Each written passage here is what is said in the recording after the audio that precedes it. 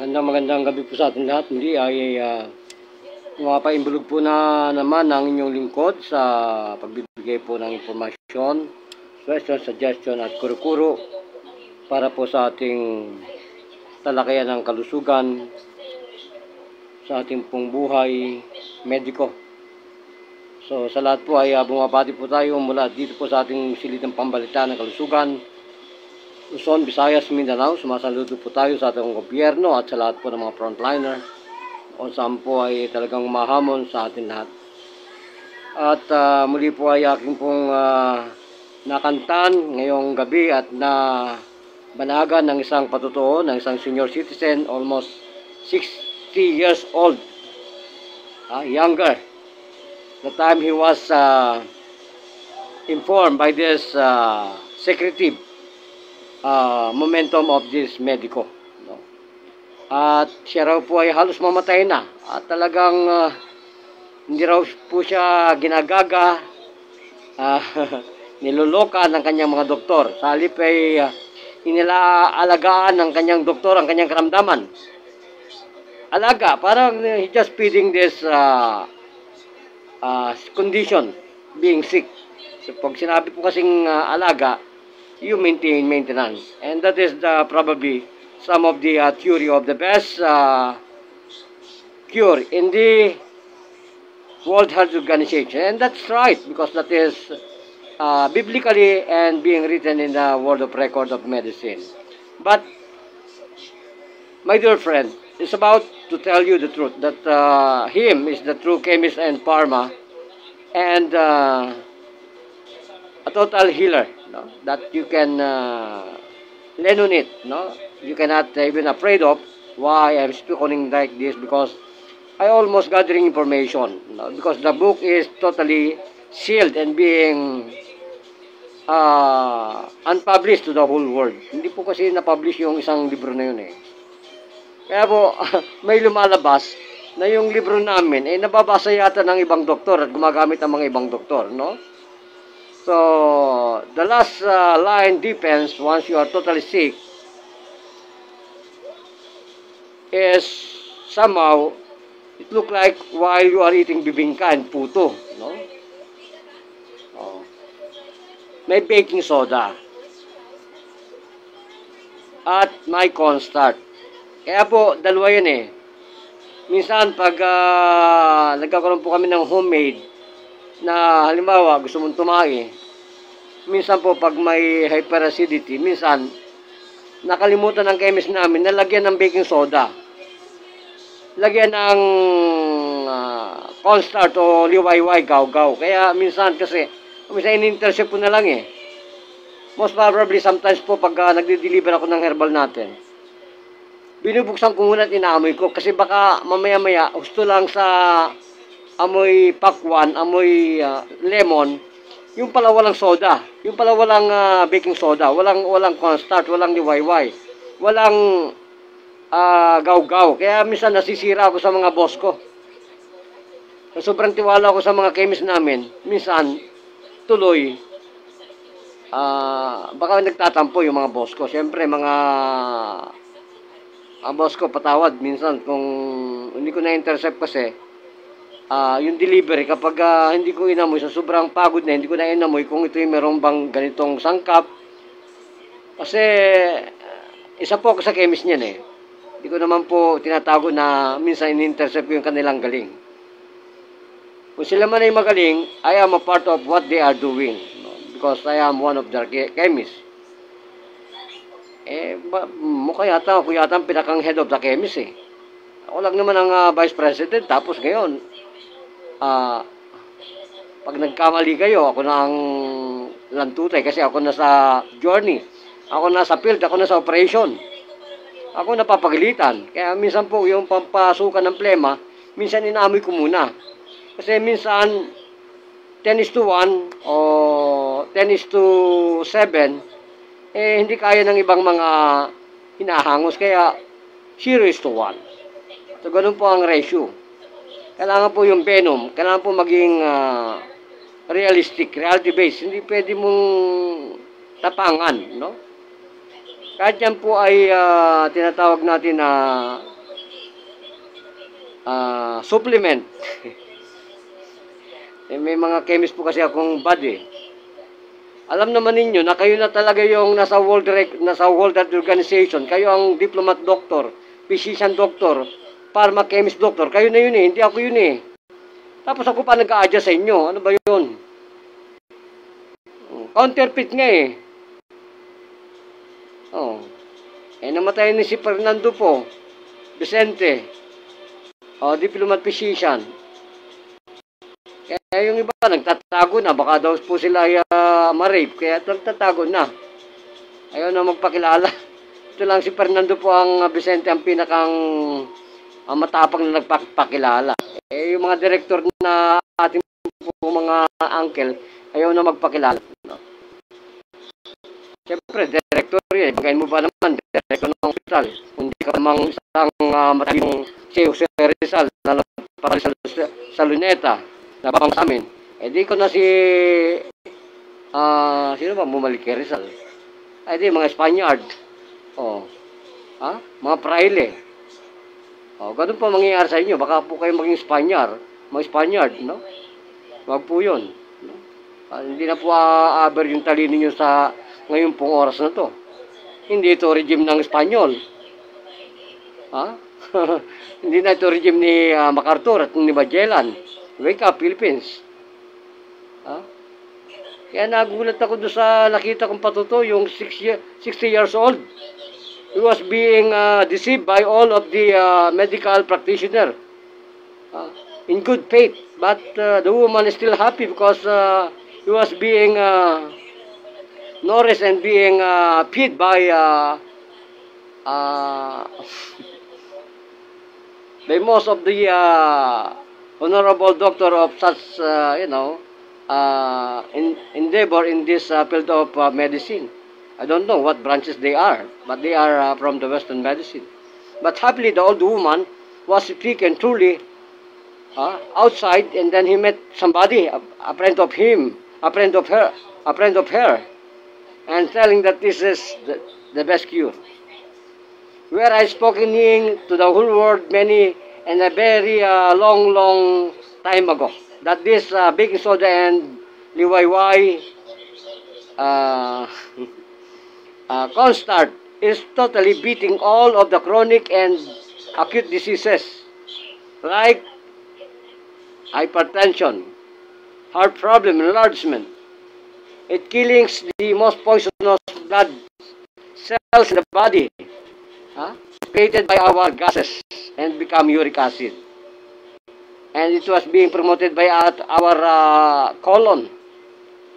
It is being built by gas and fire within our colon and being circulated within our stomach and hitting the lining of our muscles within that. The mantle from our stomach is being cooked, and it's become, wounded, erosion.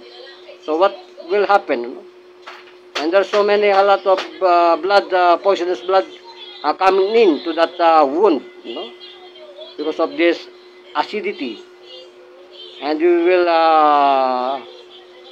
come up and become a reflux, acid reflux.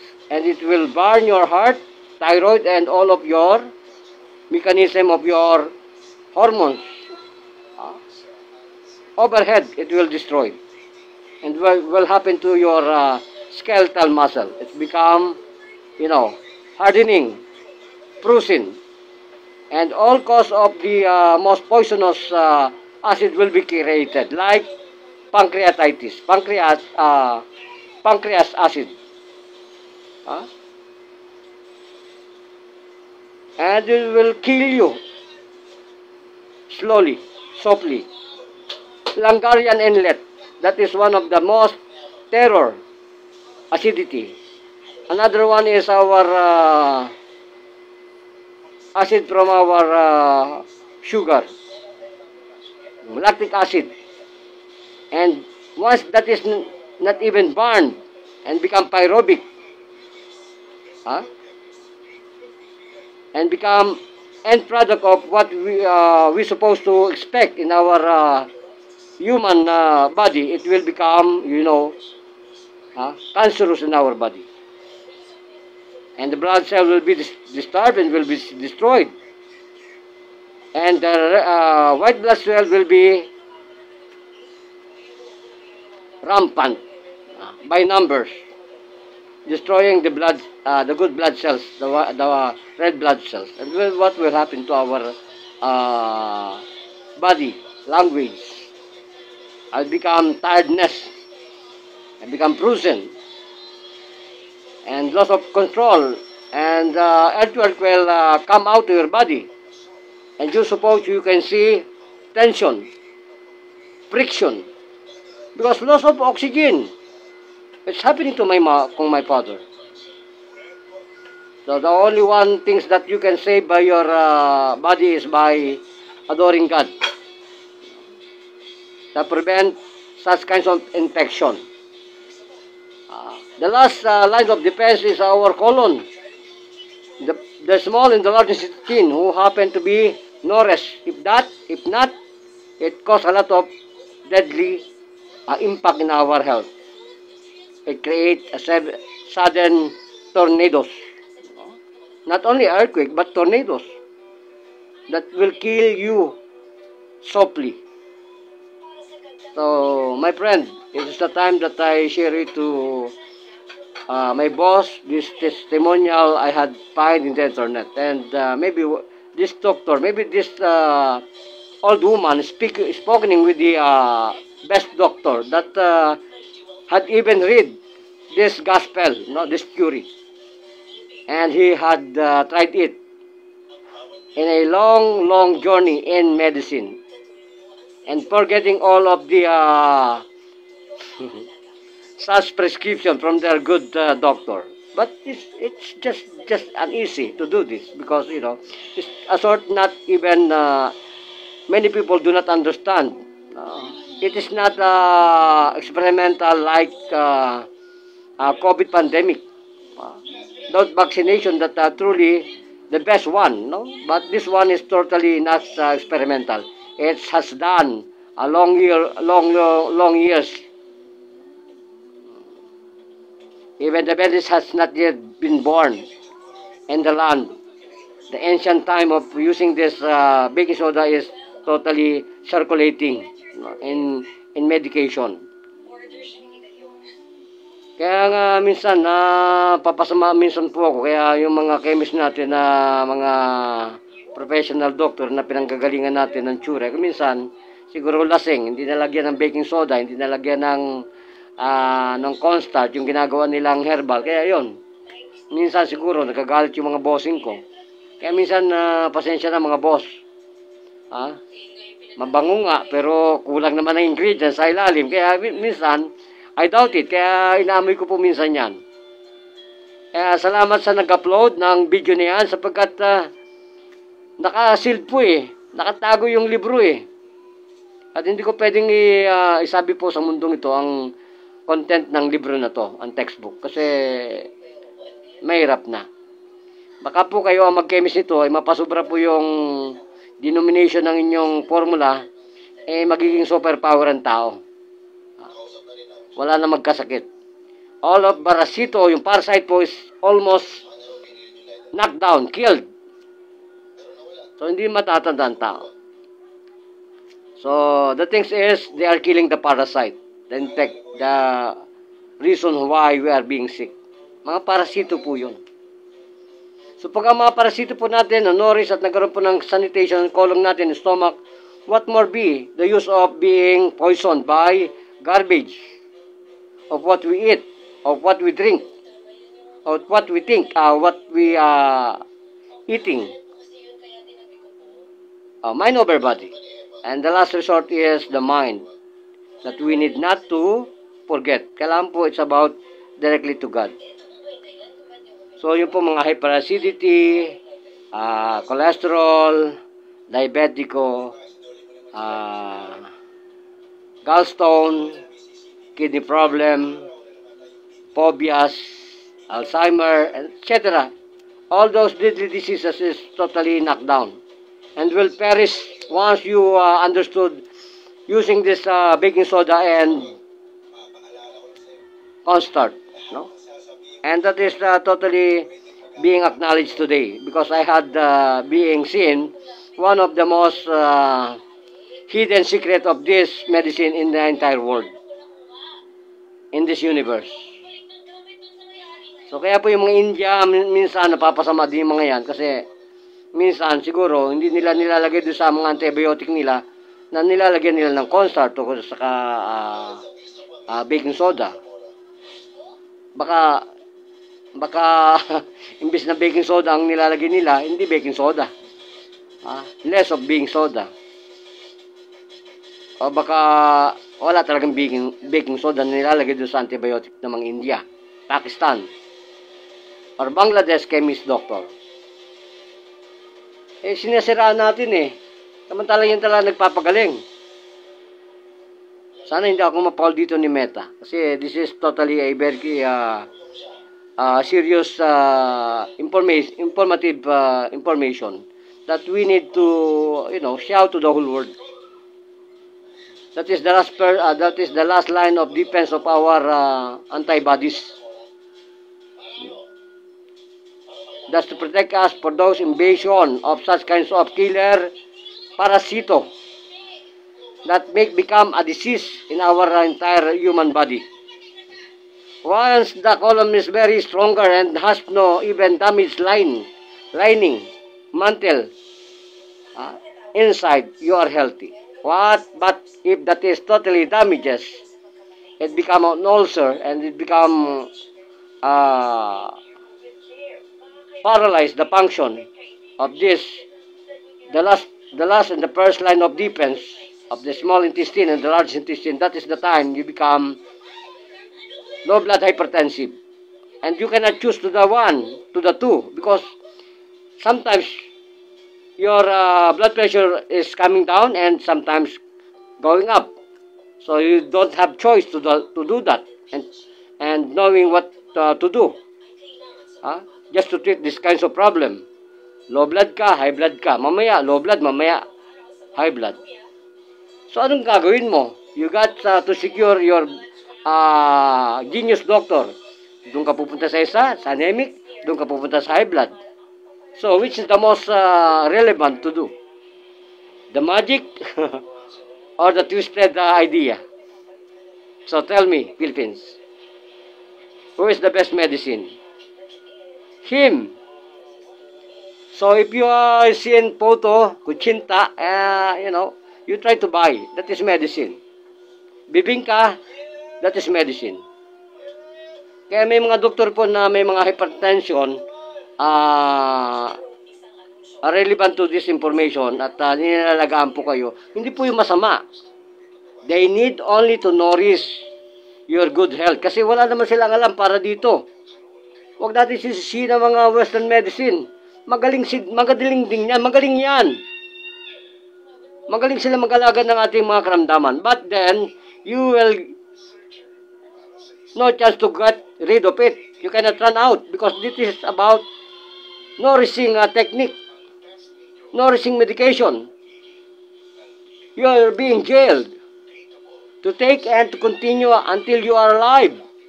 That is maintenance. But now, you're just praying to God like me. And then, that's the time that to awaken your mind. Get out. Everything is irreversible. Everything is curable. It's about Him. A miracle that can, tonic and burn our such kinds of disease that we are suffering in our life. There's only one thing to do. Just pray. And the next time around, if you wake up in the morning, you can see you are alive and you are healthy. It's about the baking soda, the mantra of your truly. I have spoken into the whole world. Even you are not rich. Even you are poorer. you can try to buy because that is the kilo is almost priceless, you know. 1 kilo is worth of 20 pesos. You just take it for a long day, a long time of your life. Just be possible and be positive. Ayoko bumili ng India ng gamot kasi yan ay baking soda and cornstarch. O, kita mo ang kagalingan mo. Alam mong gamot yan, kaya nilalok ng mga India at nilalok ng mga Pakistan, Bangladesh. I don't want to mention other high power country. Just a little bit poorer country that I need to mention, who was doing this and believing for this theory in good health. Philippines, hello. Wala pang nakikipagdalingkasan. At kaya kay Boss Louie at kay Boss John Thomas, I think I forget something. Nang binigyan ko si Boss Louie ng mantrang ito, baka hindi ko na natikman kung yan ay may baking soda ba. Sorry po mga boss. Tao lang, nagkakamali tayo. Kaya kung tayo po ay may hyperacidity ang magpapagalaya po sa atin, ay may high blood, diabetico, yan lang po ang magpapalaya sa atin. Lagyan po natin ng mga lactobacilli. Na kung saan po, yan ay bawal po sa mga ibang nationality ng mediko. Pag sinuntok ka ni Pacquiao at nagkaroon ka po ng bukol, ang iba, nilalagyan po ng heat. Nilalagyan ng sili. Warm, hot, compress. Pag nagsusuntukan po kami sa bundok, hindi po mainit na tubig nilalagay ng lola namin noon. Talagang galing pa sa bukal, sa banga, malamig na malamig. Zero visibility. Na parang nandun sa Amerika ang lamig, parang yelo. Wala, yung iba, pag hinilot lang, bawal nang uminom ng malamig na tubig. Bawal nang maglagay ng malamig na tubig sa bukol. Na convulsion, bawal na ang yelo. Alam ko, may mga hospital ba na gumagawa nito? Alam ko, wala Parang tama yata kami. Pag nag-convulsion ang anak mo, lalagyan ka ng yelo, paliliguan. Nauntog ang mga anak mo, palagay ko, pag matali-talino pa yung nursing mo, lalagyan ng yelo. Minsan kasi, pag nasuntok, may mga nursing o may mga doktor na parang natatakot sa yelo. Kaya minsan, pag kami po nag-medical mission, nagtatalo kami ng mga social worker, nasuntok na at atin na dyan, nabugbog na. Ay, wag mo lalagyan ng yelo yan. Bawal. Sabi ko, kayo po ang bahala, kayo po ang naka-duty dito sa barangay. Basta ilagbok po ninyo na wala kami diyang panindigan. Minsan po, pag may nag-inatake sa barangay, sa health mission namin, tumatawag ka agad ng ambulansya at tumatawag ka agad ng ambulansya kay kapitan. Sarado ang barangay, sarado ang pintal, sarado ang pinto. May dalang pulis. Nagtatanong sa amin na sana yung 4 na inatake sa puso. Sabi ni kagawad, ganun po ba? Kumakain na po doon sa tindahan kay Doc Gaire. Akala ko ba may rescue tayo at may atake sa puso at may apusas tayo. Kasi hindi naman mga lisensyadong doktor yan. Hello, Philippines. Ang inyong lingkod po ay nagpapakalalang assassin. Matagal nang sinasabi ko po yan. Na walang bumangga. Nakakatulad ko ng mga komando. Pag kami po sumuntok, hindi na po gigising yan. Lasing yan, sigurado. Naka-G na yan, naka-Chivas Regal yan. Ganun po kami pag sumusuntok. May dalang kami inumin. Ganyan ang guardians. Hindi po yung away na pag sumuntok ka ng barkada mo, bulagta. Hindi po ganoon. Pag kami po sumuntok, laging may pulutan yan. Busog ka na, lasing ka pa. Wala po sa aming bisa ang basag ulo Ganyan po ang inyong lingkod. Sobrang yabang sa paglilingkod, frontliner. hindi po kami basta-basta basag ulo. Ha? Hindi lang po kami basag ulo. Talagang basag na basag ang ulo namin sa pagmamahal sa kapwa-tao. Ganun po kami. Siyempre, ang idol namin, matitindi. Tumatakbo na ng vote for our idol. Tumatakbo na. Baka sana tumama. Hello? Ha?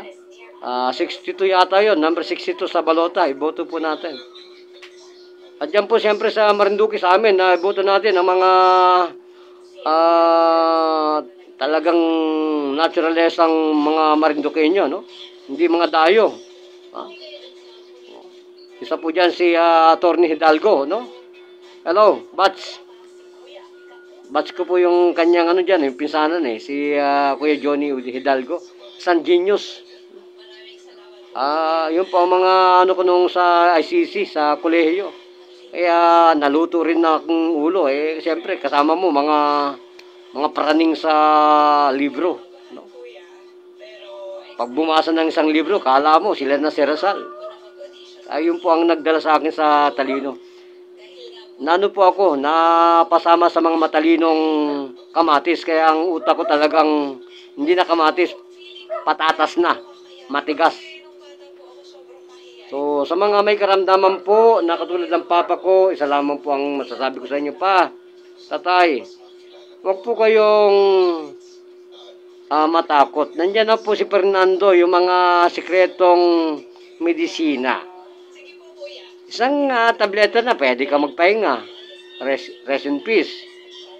O bakit natatakot pa kayo na kayo mag-isa? Huwag na kayo matakot. Nandiyan na sa inyo yung panggargle Nandiyan na lahat sa inyo. Ano pang katakot ninyo?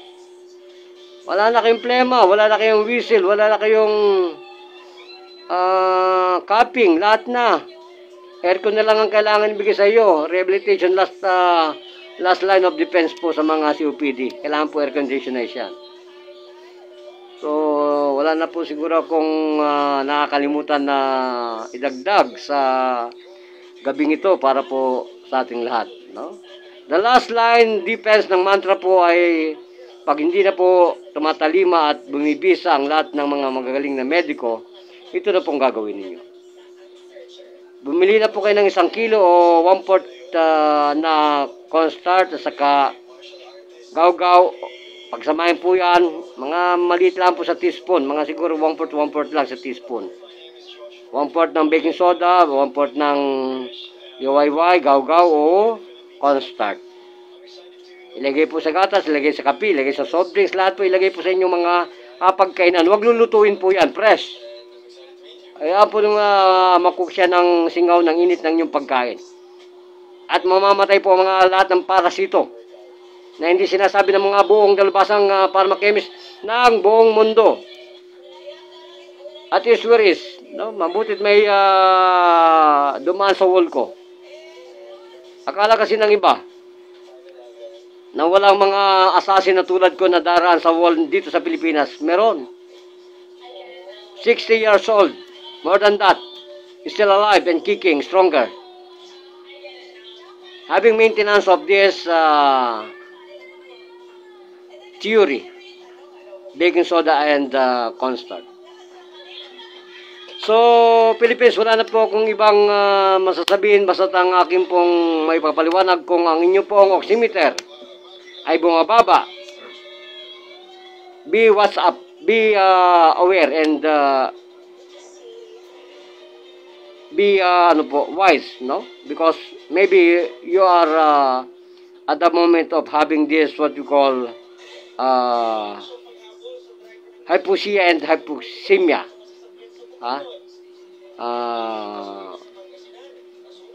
The thing is you must improve your blood oxygenation.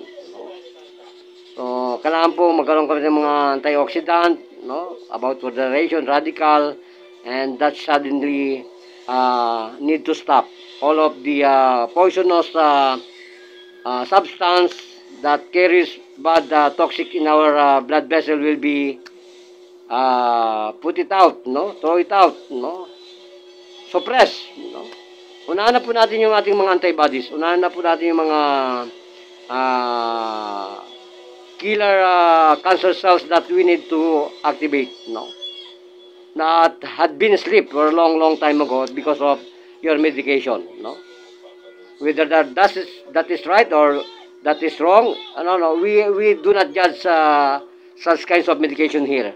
We are in the middle. Maybe it's about time to realize by your own imagination and judgment. No? So wala po tayong ditong kinikilingan, protection na sinisira at lahat po ay pantay-pantay. Basta ang sinasabi po natin, subok-subok lang, pag-aralan ang lahat ng mga sinasabi po natin at lahat ng mga tsuri sa libro ay ating pong pag-aralan. Ito po ang inyong likod na nagpapaalam at nagsasabi, mahal po na kayo ng Panginoon. And I want to say it again and again, we love you, Philippines. Gracias.